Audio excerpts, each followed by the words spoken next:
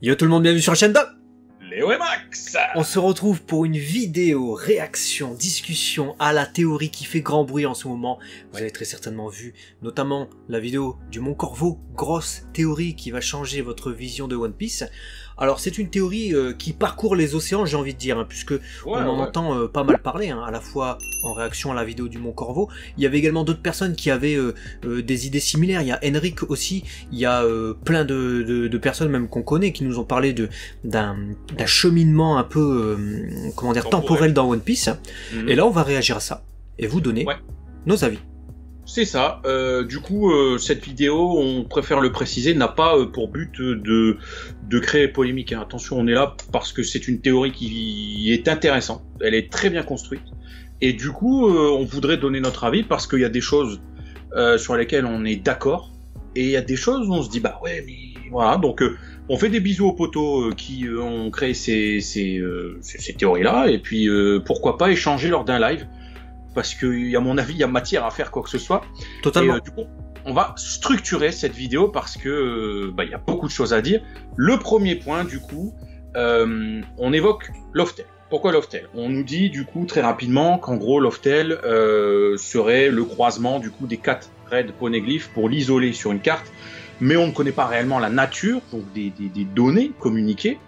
Et donc, le Mont Corvo, dans sa vidéo, part du principe que si c'était aussi simple, quelqu'un l'aurait déjà retrouvé. Et du coup, l'autre point possible, puisqu'on ne connaît pas la nature des coordonnées, ce serait qu'en fait, ça isole la latitude, la longitude, l'altitude pour 3 des poneglyphes. Et le dernier, ce serait du coup le temps, d'après la théorie de la gravité générale du coup d'Einstein, et ce qui nous donnerait du coup 4 données pour trouver Loftel à un lieu, mais à un moment donné également. Très possible, en plus ça rejoint totalement ce que dit Roger, on est arrivé beaucoup trop tôt. Moi je trouve ça très pertinent. Pour le moment on débute, premier point de la théorie, il est pertinent, c'est possible effectivement. Ça expliquerait pourquoi Loftel n'a été localisé par personne, pourquoi le gouvernement mondial n'a pu s'y rendre, et pourquoi ça reste un lieu mystérieux et qu'il faut les 4 rods de poneglyphes.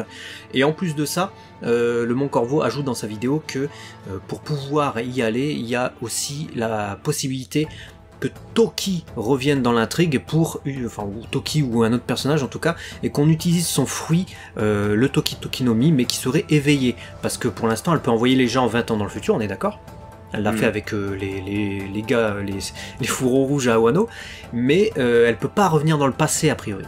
Et là, vu que la théorie est basée sur Luffy et son équipage vont aller dans le passé, et c'est à travers leurs yeux et à travers leurs actions qu'on va expliquer ce qui s'est passé dans le siècle oublié, en fait, de One Piece, je trouve ça pas mal en fait, ça offrirait également une nouvelle vie à Toki en quelque sorte, hein, si tant est que ce soit elle, mais ça expliquerait également pourquoi elle n'apparaît plus dans l'intrigue, parce que c'est assez étrange. Oden, on sait pourquoi il est disparu, on l'a vu disparaître, des personnages du passé on les a vus un peu disparaître, réapparaître. Toki, c'est vrai que on n'a pas vu son corps, on sait qu'elle est morte, mais c'est tout. Son fruit on l'a pas vu réapparaître, alors pourtant qu'un fruit réapparaît normalement proche de l'endroit où le possesseur d'un fruit du démon meurt. Donc il y a matière de réutiliser ça. Ouais, surtout que du coup, si le fruit de Toki est utilisé dans cette théorie, ce serait du coup revenir, par exemple, 900 ans en arrière, donc avant le siècle oublié, pendant la création du gouvernement mondial. Mais on sait, et tu viens de le dire, que Toki a dit très justement qu'il est impossible de remonter dans le passé d'après elle, quoi. Sauf si en fait, dans cette théorie, le futur, c'est le passé. Et du coup, en créant cette boucle, on réécrit l'histoire. Donc c'est encore différent dans la façon de voir l'utilisation du fruit, et ça pourrait peut-être contourner la limite qu'a évoqué Toki, si tant est qu'elle avait à ce moment-là éveillé son fruit aussi. Voilà, et puis un autre point aussi, hein, après c'est des points plutôt visuels qui ont été mis en avant dans la vidéo du Mont Corvo, mais qui font sens, hein. Notamment Grand Line qui est semblable à une frise chronologique.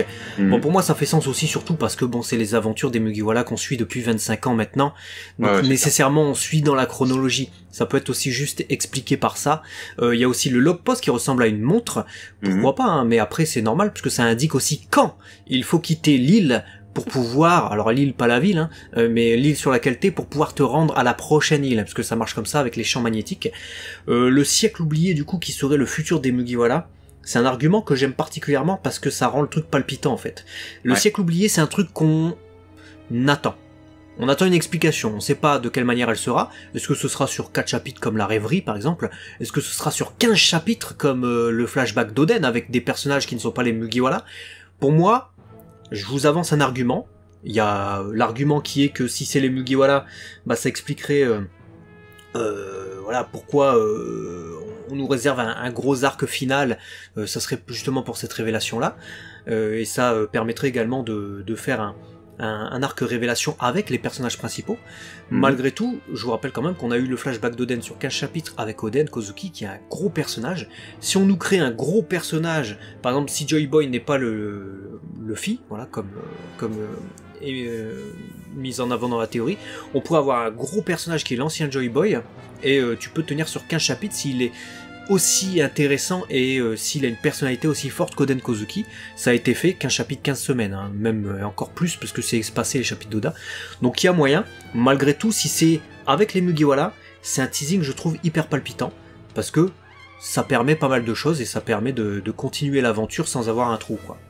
Ouais, c'est sûr. Et du coup, bah, on aurait le retour des Mugiwara dans le passé, et du coup Luffy qui a du coup éveillé son Gear Fifth, hein, donc qui est devenu du coup Nika, et deviendrait la légende de Joy Boy en libérant l'ancien royaume en proie au gouvernement mondial, et il inscrirait du coup durant toute la durée ce qu'il est, à savoir Joy Boy. Voilà. Et il y a beaucoup d'arguments qui sont apportés, plutôt que de te dire ça comme ça en toute simplicité, où tu dis ouais d'accord, mais qu'est-ce qui te fait dire ça par rapport aux différentes choses qu'on a vues, qu'on a lues? Parce que c'est bien, c'est vrai qu'effectivement là on est au chapitre 1053, 4, je sais même plus combien, il y en a trop.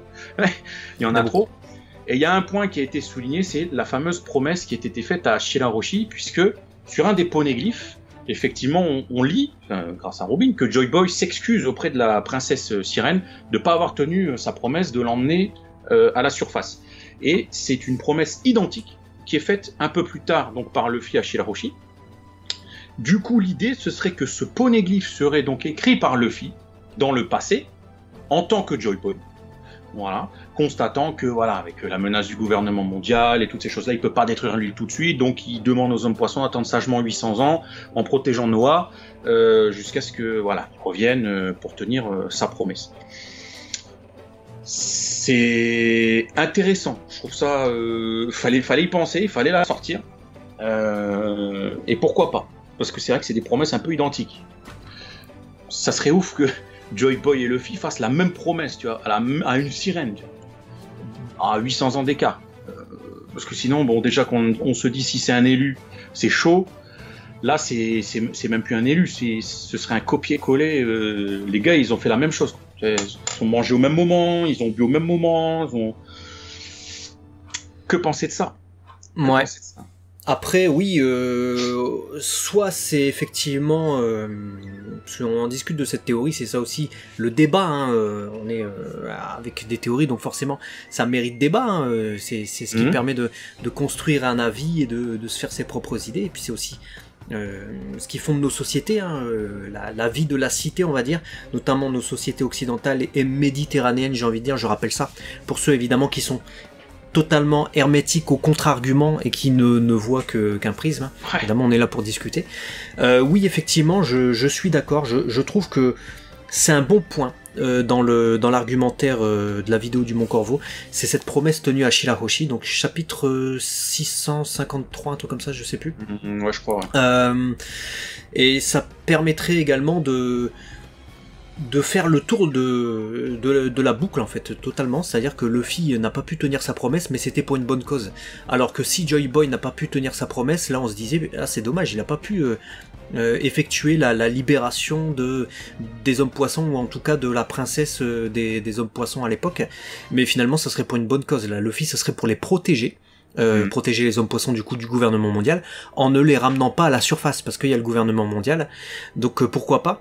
Et puis si le passé et le futur, effectivement, ça expliquerait pourquoi Crocus et Rayleigh attendaient tant Luffy, là où Roger, lui, est mort, hein, et a regretté de ne pas avoir rencontré, de ne pas avoir vécu à la même période que le fameux Joy Boy, tu vois.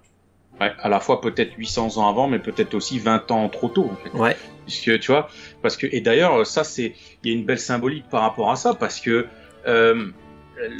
si on regarde, il y a aussi une question au niveau de ce qu'est Luffy, de son apparence, tout ça, parce que il y a déjà d'un côté le Luffy cheveux noirs qui, bon, ne serait pas très connu dans le passé, il serait vraiment connu comme le Joy Boy, donc le Luffy qui rigole tout le temps, cheveux blancs, etc. Ce qui expliquerait pourquoi Zunisha serait la première entité là contre Kaido à avoir reconnu cet éveil, ce cœur qui bat au rythme des tambours, etc.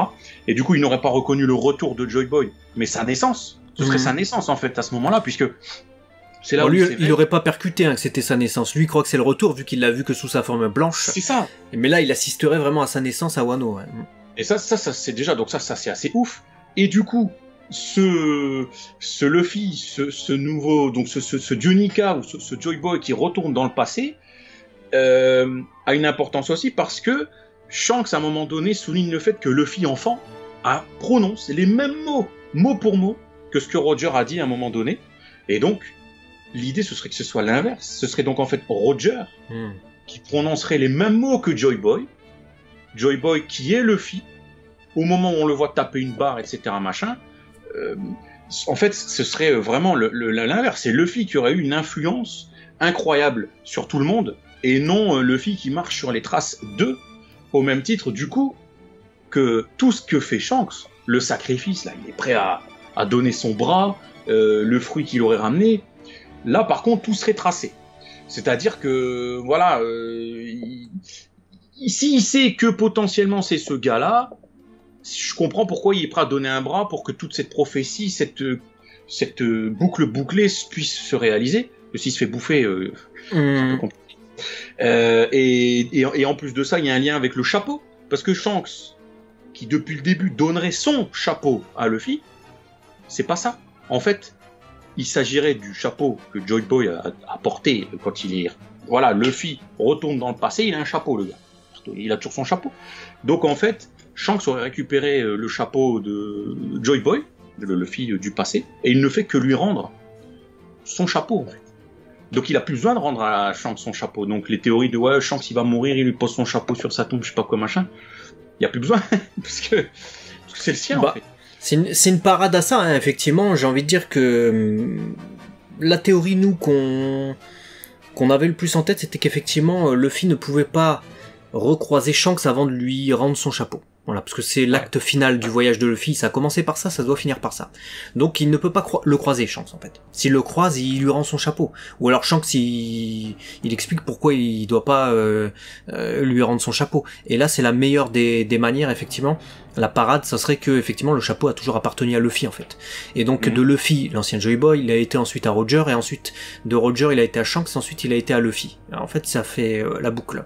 Donc, c'est intelligent quelque part, c'est une réflexion qui peut être intéressante et c'est la meilleure parade je trouve effectivement à ces retrouvailles ou à tuer Shanks. Voilà, pardon le micro, je suis désolé mais je suis en pleine effervescence avec tout ça parce que ça retourne la tête.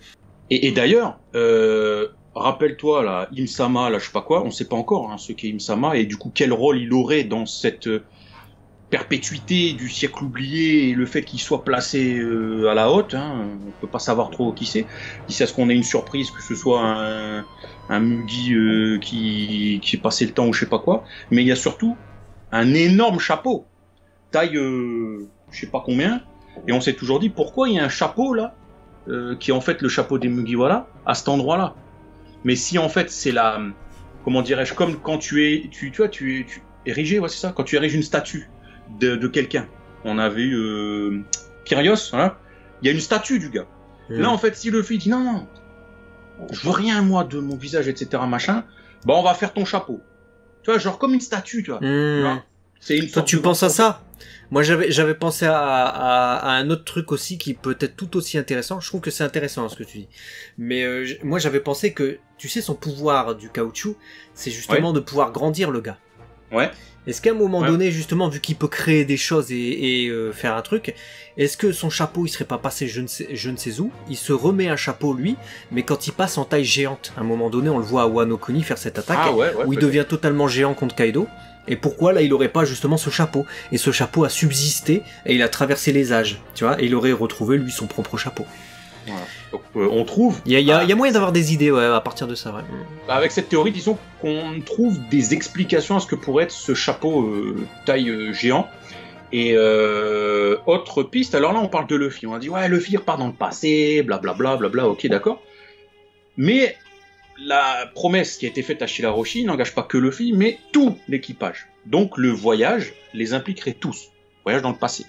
Et ils seraient tous en fait les plus grandes légendes de ce monde, apparemment. Ouais, alors c'est un point sur lequel moi j'ai du mal par contre. C'est-à-dire que du coup les arguments sont...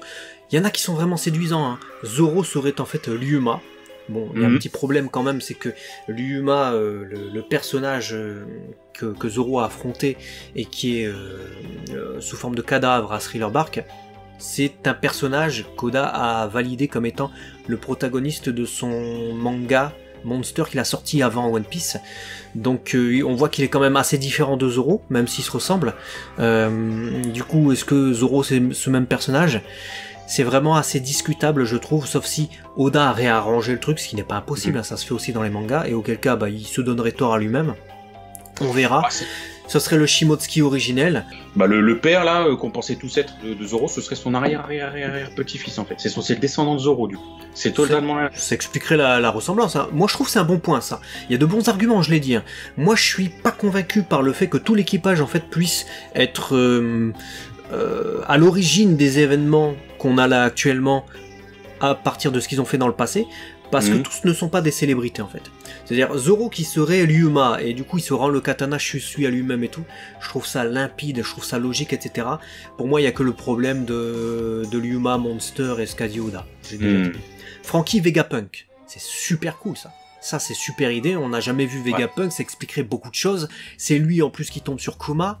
Kuma qui garde le Sunny à Shabondi. Pourquoi ? Parce que Vegapunk l'a programmé pour. Donc, il y a pas mal de choses, et ça expliquerait également pourquoi il envoie les Mugiwara dans des endroits bien spécifiques pour leur entraînement. Donc ça, c'est possible également. Robin, qui serait à l'origine du langage des poneglyphes, et s'expliquerait pourquoi à Ohara ils peuvent les lire, pourquoi elle peut les lire, et qui aurait justement fait graver l'histoire sur les poneglyphes parce qu'elle est consciente que l'histoire peut être détruite, comme ça l'a été le cas avec Ohara. Si jamais les livres sont détruits, ça ferait sens. Et puis on peut imaginer que Momonosuke graverait les poneglyphes, hein, du coup, avec ses facultés. Ça, je trouve ça ouf. Parce ça, c'est totalement ouf. L'écriture de l'histoire, de la mémoire de son capitaine sur des pierres indestructibles, en disant il faut quand même marquer... Enfin, c'est un truc de frapper. Parce que Robin qui se fait capturer, qui est au centre... repart dans le passé et elle est à l'origine du coup. Je trouve ça, c'est incroyable. Ça, c'est un des trucs, je trouve, qui me séduit limite le plus. Pareil. Outre ce que tu as dit avec Vegapunk, qui du coup aurait, dans le passé, mis en place des trucs qu'il a inventés dans le futur, et tout ce que tu as dit avec Kuma, blablabla, blablabla. C'est truc de Robin, je me dis mais putain mais ouais. C'est le plus beau point, je trouve en termes d'écriture, de narration de la part d'Oda, ce serait le plus beau point si jamais cette théorie s'avérait vraie. Il y a un autre point que j'aime bien aussi, c'est plus poétique, celui-là c'est Binks no Sake, donc c'est la chanson de Brook, vous savez, il meurt sur cette chanson avec son équipage. Après ses pouvoirs s'éveillent à sa mort et il est plus mort, c'est le principe de son fruit, mais ce serait que Brook est à l'origine en fait de cette chanson qui est connue depuis longtemps maintenant parmi les pirates, parmi la piraterie du monde entier, mais en fait ce serait lui qui l'aurait créé, et ce serait expliqué par le fait, dans la théorie en tout cas qui nous est livrée par le Mont Corvo, que dans le refrain il y ait justement son rire, yo ho ho ho, yo ho ho ho. Et pourquoi ? Bah c'est son putain de rire. Pourquoi il y a dans la chanson son putain de rire, tu vois ? On s'est tout le temps dit, bon, finalement il rigole comme dans la chanson, mais c'est peut-être la chanson qui découle de son rire. C'est un point séduisant. Maintenant... Ouais, Et après, bon, ils ont décortiqué aussi les paroles. Bon, on parle du rythme des tambours, le rire. Apparemment, dans le chapitre 488, si je dis pas de conneries, la première fois où elle apparaît, elle est appelée la chanson qui relie le passé et le présent. Bon, on va pas dire que c'est pas une phrase ou un titre de chapitre qui vient contrecarrer la théorie. Bon, J'avoue. Alors après, j'ai plus de mal, hein, évidemment, sur les autres points. Les autres points qui sont notamment Usopp. Usopp avec notamment ces mensonges qui deviendraient réalité, ça, c'est un truc qu'on a tous en tête. C'est effectif en fait, hein, même dans le monde de One Piece, on l'a constaté véritablement. Mais Usopp, qu'est-ce qu'il a fait finalement ? il est allé dans le passé, et quelle influence ça a eu sur le futur? Bah, rien, parce qu'il ne pouvait pas savoir dans le présent, quand on l'a découvert raconter ses histoires à Kaya, il ne pouvait pas savoir, lui, ce qu'il a fait dans son futur. Vous comprenez ce que je veux dire? Il peut pas savoir les événements qu'il y aura à Wano Kuni, par exemple, quand il parle à Kaya. Donc il peut pas savoir que c'est vrai. Du Donc coup, c'est nous, lecteurs, voilà. qui savons qui sera jamais le menteur, on va dire comment dire, le trait de caractère un peu négatif qui est pourtant ce qu'on adore chez Usopp, c'est le concept qui s'appelle Usopp le gars. Usopp ça veut dire mensonge en japonais. C'est ça, lui-même ne le sait pas, mais nous on sait qu'en fait, il ne fait que narrer sans le vouloir ce qu'il va vivre et donc il ne fait que dire la vérité. Mais je suis d'accord avec toi parce que je trouve que ça a un charme en fait que le gars qui est menteur et qui du coup fait de sa vie un rêve. Ouais. Voilà, il a envie de se voir en train d'affronter des poissons géants, de remonter des cascades en bateau, d'aller dans le ciel. Il se fait des films de ouf le gars. Et t'as envie de dire arrête. C'est même plus de l'imaginaire là. Tu fais que mentir frère. T'es chiant en fait. Et ben sans le savoir, il raconte son futur. Mais et c'est beau de constater que finalement, tu te projettes. Je sais pas moi, 20 ans plus tard, il revient et il raconte à ses enfants les mêmes histoires. Mais cette fois-ci, elles sont vraies. Alors que, le faire remonter dans le pas. Le seul point qui permettrait un raccord avec ça n'a pas été évoqué. Là, c'est un truc auquel je pense. C'est que en fait, il a inscrit ses histoires quelque part, tu vois. Et puis il y a Sop, son père, qui l'a abandonné quelque part pour partir voguer sur les mers avec Shanks.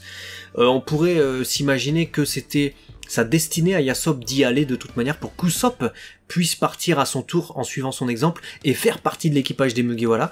Et Yasopp, on peut imaginer que du coup il a hérité des histoires d'Usopp et il lui a lu quand il était tout petit. Et du coup c'est resté dans sa tête.